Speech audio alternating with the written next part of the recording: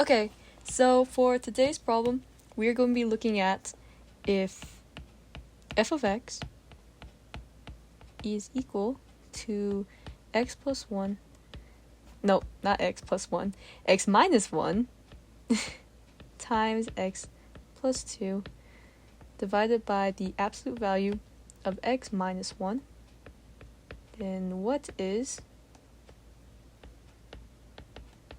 the definite integral from -1 to 3, ooh, that's a wonky looking 3, f of x dx.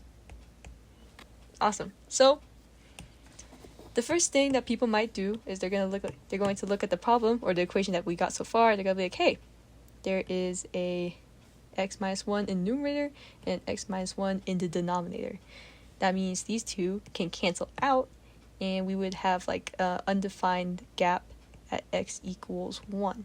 But this does not work because we are dealing with absolute value in the denominator. And that really does change everything about this problem. In fact, if we graph it out, just drawing like a rough little graph, if you were to put this into like Desmos or your graphing calculator, you're going to find something that looks kind of like this, where you kind of have, your f of x like being negative, negative, negative, until it hits this little like jump right here. That's a really bad line. But this little jump right here at x is 1, and then it starts being positive. And then while we're at it, I might as well also put in our little boundaries that we have in our problem that were given to us by the definite integral. So here, that's -1, and this is +3. I don't know why I'm struggling with my 3's lately. For all the x values that are less than 1, our function, our f of x, acts this way. But for all of our x values where x is greater than 1, our values are acting like this. So how does this affect our process? Well, that means we're going to have to pretty much take the definite integral and divide it into 2 parts, because you can't do that all in one. So we're going to divide this into 2 parts. So the definite integral from -1 to 3 of f of x, we're going to divide it not just anywhere, but where x equals 1, because that's where our jump happens. So definite integral from -1 to 1 f of x dx plus the definite integral from 1 to 3 f of x dx. And I'm going to move this out the way so we have a little more room to work with.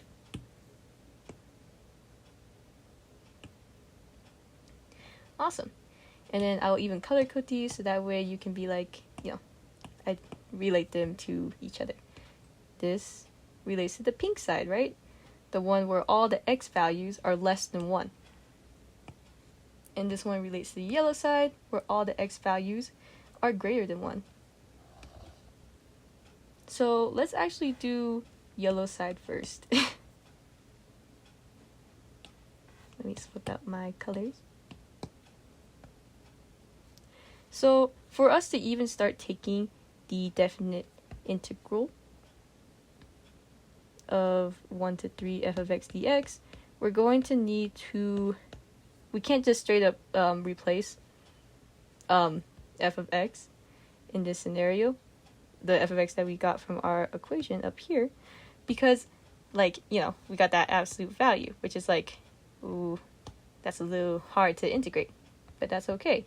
That's why we divided up at, with the x values and like how they behave depending on which side of the jump they're on. Because, like I said before, here we're dealing with all x values that are greater than 1. This actually affects the absolute value of x minus 1. That's supposed to be a straight line, not parentheses. Because when all x values are greater than 1, in absolute value x in the absolute value of x minus 1, it becomes, or it's going to be equal to x minus 1. You can even test it out if you need to. Be like, hey, 2 minus 1, which is equal to just 2 minus 1. Or absolute value of 2 minus 1 is going to be equal to 2 minus 1. But you get the gist. And by that logic, we can plug this into our OG. So instead, we're going to write out f of x is x plus 1. Nope, it's not plus, it's minus 1. I'm so sorry. X minus 1 times x plus 2 in the numerator. And then instead of dividing by absolute value of x minus 1, we're going to just put in x minus 1, because that's what we established up here. And then if you look at this from a glance, you can be like, hey, I can simplify this, because x minus 1 bottom, x minus 1 top, those cancel out perfectly, leaves us with x plus 2. Now we can take this and plug it back up here. So we're going to do the definite integral from 1 to 3. Instead of writing down just f of x dx, we're going to put in x plus 2. I'm going to put these in parentheses, dx.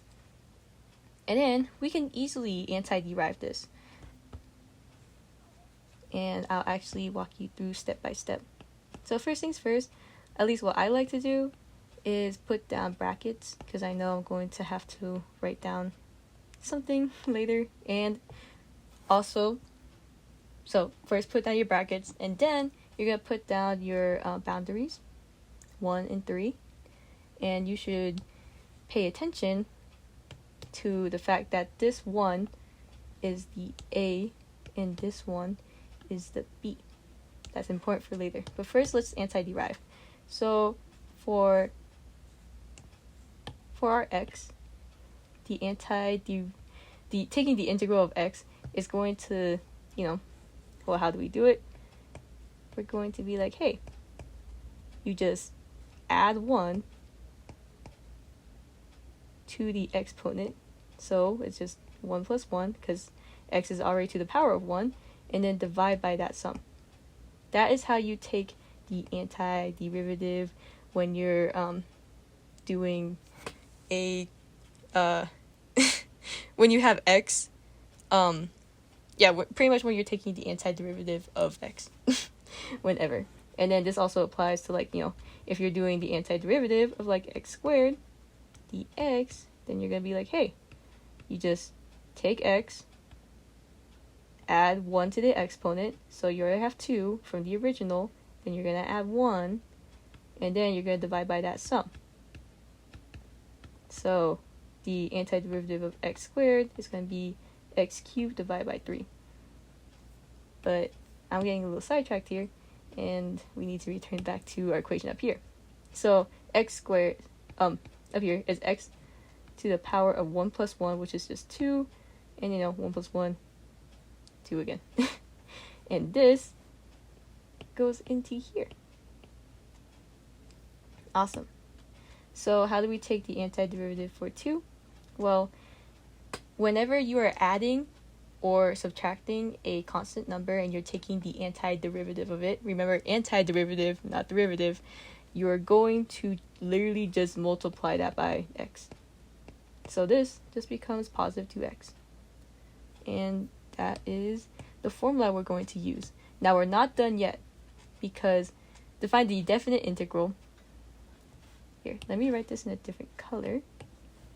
The definite integral from a to b f of x dx is equal to the antiderivative of f, which is often portrayed as big F. So antideriv fx. But the big antiderivative of f of x would be replacing x minus big F a, where all the a values or your a boundaries will replace the x. And that's what we're going to apply down here. So we're going to do the big F first, right? And big F is big FB. Well, no, both of them are big F, but we're going to do, the formula says do B first. So our B value is 3, like we established before, so it becomes 3 squared divided by 2 plus 2 times 3. Cute. And then I like putting in these big parentheses in. It's just kind of like another way of doing circular parentheses. I just think it looks nicer when it's like coupled with all the curved parentheses, but whatever. Okay, now we can do big F, but replacing all the x's with the a value or the a boundary. So 1 squared divided by 2 plus 2 times 1. Now you can just do some simple algebra to figure out what your answer is here.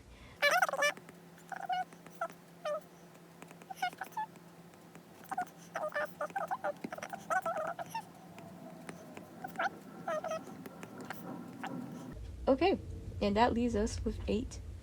And that is the definite integral from 1 to 3 for f of x dx. We are halfway done. Yay! Because now we have to do the pink side. Now we're going to move on and do the other half, which is going to be the pink half, where all of our x values, or here, I'll just rewrite it first. So we're going to do definite integral of -1 to +1 for f of x dx. Like before, we are going to replace f of x with the function that they give us, but we can't exactly jump into it immediately because it's hard to take the antiderivative of an absolute value. But in this scenario, that's okay because, with when all the x values are greater than 1, when all the x values are less than 1, it's also going to behave one certain way. So let's rewrite it first. F of x is equal to x minus 1 times x plus 2. Divide that by, instead of writing out absolute value of x, we're going to put in negative times x minus 1. When all the x values are less than 1, this changes absolute value of x to be equal to negative times x minus 1. And you can test it out by being like, hey, let's, use -2, right? -2, which is less than 1. -2 minus 1, the absolute value of that is going to be, or should be equal to negative times -2 minus 1. Well, if we take this side first, we're going to be like, hey, -2 minus 1, that gets us -3. Absolute value of -3 is 3. And then if we look at this side now, we can be like, hey, -2 minus -1, well, that's -3. -3 times a negative, both become positives, 3. So that's just kind of proves that, absolute value when x is less than 1 is going to be equal to negative times x minus 1.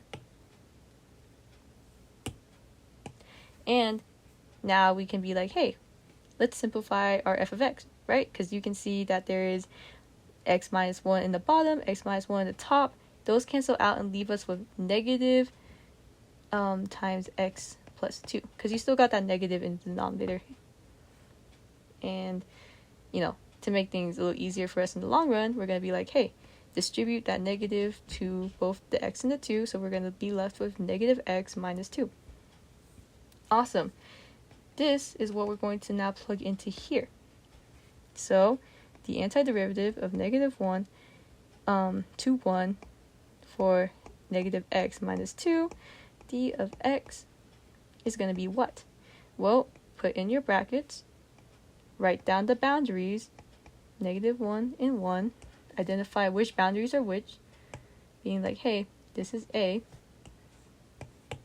this is B, and then we can start looking at our actual variables and anti-deriving them. Just like how I was talking about that you add 1 to, with the previously when we were talking about taking the antiderivative of x and be like, hey, you add 1 to the exponent, so that becomes 2, right? 1 plus 1, and then you divide by that sum that you found, which is 2. But don't forget, you have that negative point. Never forget your negatives when you're doing math, so you gotta make sure you add that there too. And then, like I said before, again, you're just using the same rule where it's like negative 2, the antiderivative of negative 2 is just negative 2x. Cute!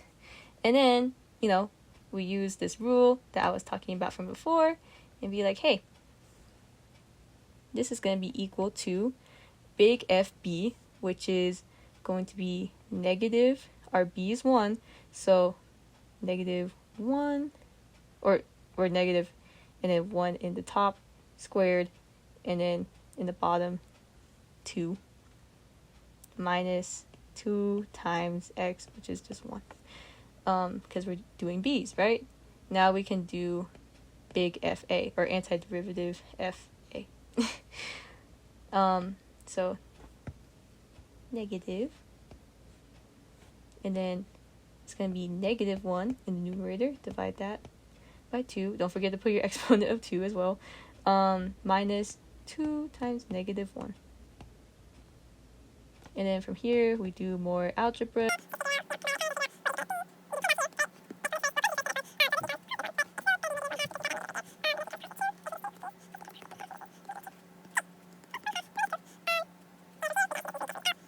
And then we're left with negative 4. And that is our definite integral from negative 1 to positive 1 f of x dx. Yay! So, but we're not done yet, because now we have to combine our yellow and our pink to get the definite integral of negative 1 to 3 f of x dx. So that is going to be our pink, which is negative 4, plus our yellow, which we solved, was 8. And that gets us 4. And that, my friends, should be the answer to this problem.